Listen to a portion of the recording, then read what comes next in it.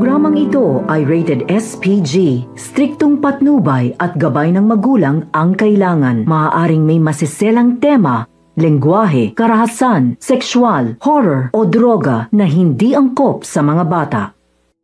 Hawak na nga ng mga tauhan dito ni Moira itong si Lynette at natakot naman ito at nagmamakaawa na huwag siyang sasaktan.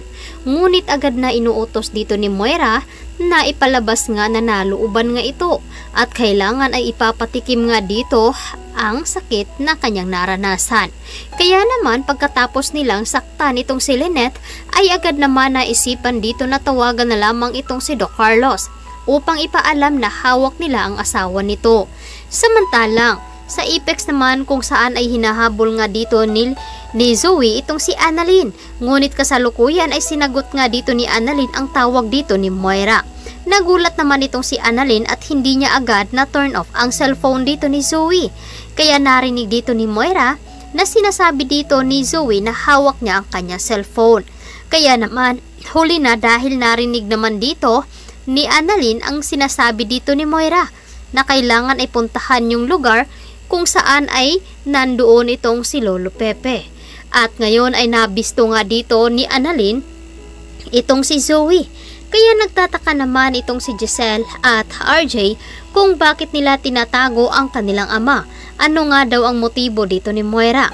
Agad naman sinabi dito ni Giselle na paghihigante ang motibo dito ni Moira dahil nga sa pagbawi nga dito sa Apex. Ang hindi nila alam na meron pang ibang sikreto na hindi dapat mabulgar. At dahil dito ay nakipag-ugnayan itong si Zoe upang hindi magsalita itong si Lolo Pepe.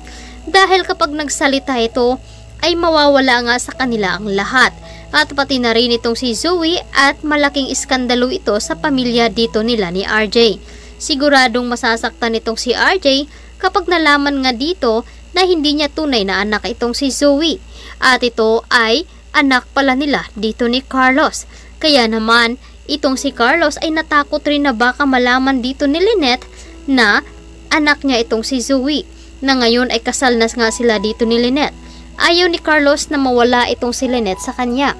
Kaya naman, gagawin rin lahat dito ni Carlos upang matigil ang pag-iimbestiga dito ni Annalyn dito kay Zoe.